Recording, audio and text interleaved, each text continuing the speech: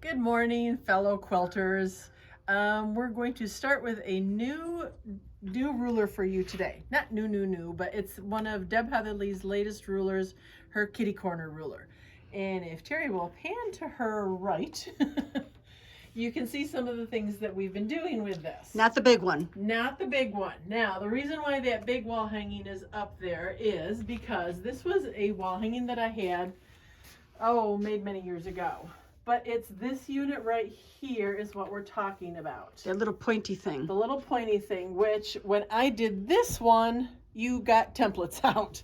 Templates or tray stuffed plastic templates, whatever. But I've always loved, this is like one of my favorite fall wall hangings that I hang. I actually ripped it off the wall this morning to do this. But you can see it was different. I mean, it's a very simple block once you get past the cutting. But you do have to be careful because of these little elongated points can kind of disappear on you at the least little thing. So Deb Heatherly has come out with the kitty corner ruler. Deb Heatherly's the one that did the cat's cradle.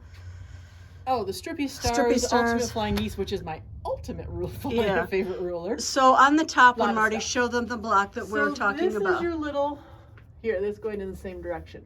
These little guys, these are all the kitty corner ones, and there's actually down here in the corner of the border also. But it kind of has on this one that little snowflakey appearance. Okay. And then on this guy down here, which is the Christmas Star Runner, that's what your center block is here. It's just 4 of them put together. Now I like this one because it's Christmas without being over the top Christmas, because you could put this out any time of year, but it's that nice deep burgundy and dark hunter green on that guy. And then this one was, very fun to make. But where your kitty corner is just this little block right here. But on the maple leaf, it's that perfect point to the top. So that one's the maple leaf runner. We'll come back to these guys in a minute. So this is Deb's ruler, the kitty corner ruler. And we're going to run through today on how to do it. But I also wanted to show you, because I had to do this with somebody the other day. If you all notice that they have these QR codes on here. So what happens is, and this is going to be kind of fun because we're going to take a picture of it taking a picture. If you have a smartphone, and you can see on here, it lined up with that thing and it says that checkerdist.com. If I hit on that one, what it will do is it takes me to, and if we can get past, this is an ad, of course. So we're going to skip that ad. But what it will do is it will take you to Creative Grids. Creative Grids. I'm Deb Heatherly, and today I'd like to show you the Creative Grids Kitty Corner tool. So, with the Kitty Corner tool, so you can always come back to our video, in one of 11 but sizes, you can also, come on, hush, stop, let's turn around. There we go. You can also go to Creative Grids and see the same ruler. Ours are better, but that's okay. All right, so I just wanted to show you how you can use those QR codes and get. So you don't have to have a special app or anything? No, I don't believe so. Okay. You know me, I'm not that technologically advanced. So. I didn't know it was called a QR code myself, yes. So you were one up on me. Anyway, so with this kitty corner ruler, you can do blocks that finish at 1 inch or all the way up to, I believe that's a 6-inch block, yes. So, and then it goes every ½ inch increment. And like with any other, let me see if I got plain paper on the back here. Just put it on the bottom, yeah. Put it over here. As with any of them, you have sizes for all of them. So the A unit is what they consider the inside of the piece, and then this is the B units. So you can go from, if you want a 1-inch square, what you need to do, and you have to cut these in twos. You can't just cut one, or else you just throw away, whatever you want to do. But so you would cut 2 2-inch squares for a 1-inch finished. If you wanted a 4.5-inch finished, and again, this is finished size, you would cut 2 5.5-inch squares of what your color is going to be.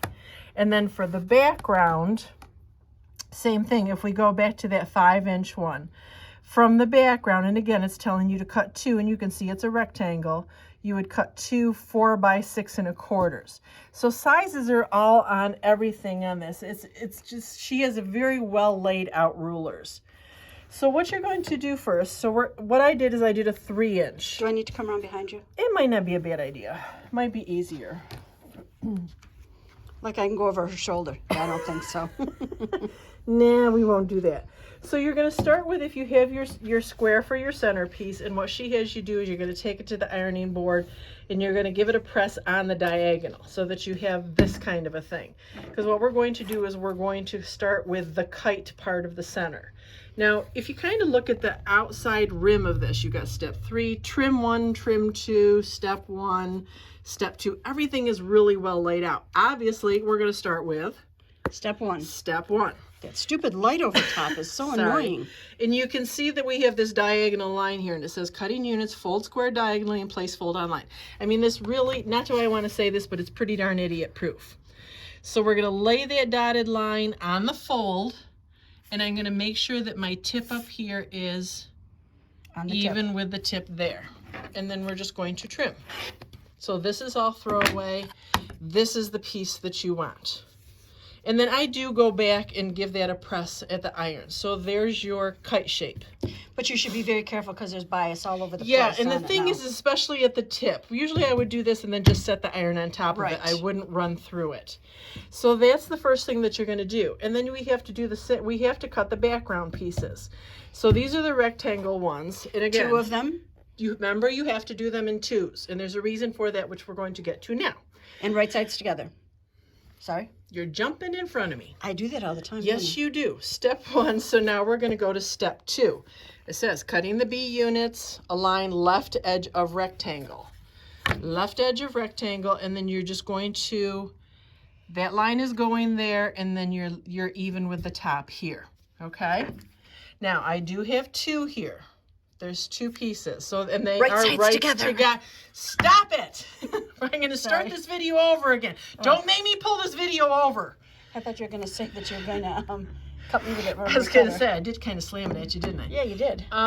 So anyways, yes, right sides together, and they have to be that way because we need reverse pieces. So then if you take your pieces, and we're going to flip them the same way. See, because the thing is if you had just one layer, let me show this so that you kind of, if you have one rectangle and you do the cutting the way that it is, you don't get a reverse. You get 2 of the exact same thing. So you'd only have one side of your kite. You wouldn't have both sides. So that's why you have to do them in the thing. Now, here's the next little nifty thing that she has on this ruler. If you can see, we have this little line and this little line. What this does is it clips off this bottom corner. And let me show you how to do it. So you just basically fit that bottom point so that it has just this, and I'm going to have to trip. I don't like cutting like that. I know you don't. Hang on That's just why one I'm moving. second. All right, and then let me do this guy too. May I ask a question? You can ask a question. Could you layer them up and cut multiple? You know what? I would say yes, but don't go overboard because Right. what I find is if you layer up too many of them, then the bottom ones slip and you're not cutting off as much as you should. Okay. And the whole reason for doing that, and we're going to bring our little kite guy back in here, is because now this little angle that we just cut off. Before you do that, would you just lay out how the block wants to look? There you go. So that's what you're aiming for. Go ahead now. Do you want to do this? Nope. Okay. So now we're going to just take, and do you see how that little notch lines in there perfectly? So you don't have to guess where the 1/4 of an inch is. And you're going to seam down here. Now the thing that you've got to have to be careful of, that little point is very, very thin.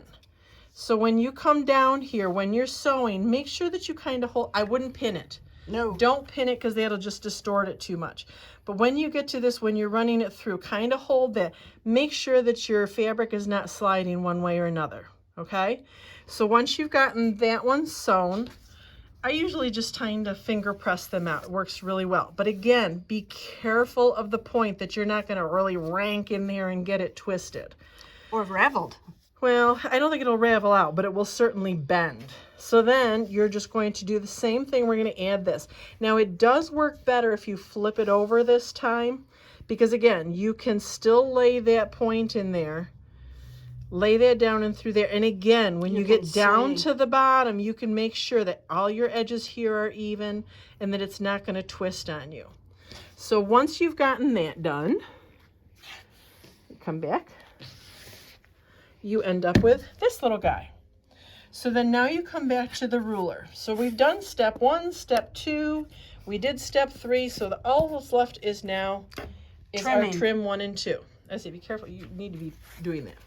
So what it does is it tells you trim 1. You can see the little diagram here is what we're going to do is we're going to trim the tip of it. So we're going to trim the tip here. I'm sorry, I'm trying to I can't keep track Down between here. I can't keep track between the So what you're going to do is she has this little, you can see that little diagram in there where it has the little point. So you're going to lay the point into your point, and then you have to make sure that that diagonal line is going right out. So this is kind of one of those rub your tummy, pat your head, line everything up kind of a thing. So I see it. My line is coming down diagonal, and I have my point up there. So you're just going to trim and trim. Can you imagine if you cut your finger while we were taping? Oh, that would be nasty. Thank you so much for putting that out in the universe. And then now what we're going to do is we're going to trim the other 2 sides to perfect shape. I was finishing this at 3 inches, so I'm going to nest it in with my 3-inch thing here. And again, I'm checking to make sure that that is going right out through the point. Trim and trim. And there is your perfect piece. That is so slick. It is. How she figures these out, I have no clue. I have no clue either, because everything is very methodical. She really does a beautiful job about laying things out. You really, you just have to follow around the ruler and do step 1, step 2, step 3, trim 1, trim 2.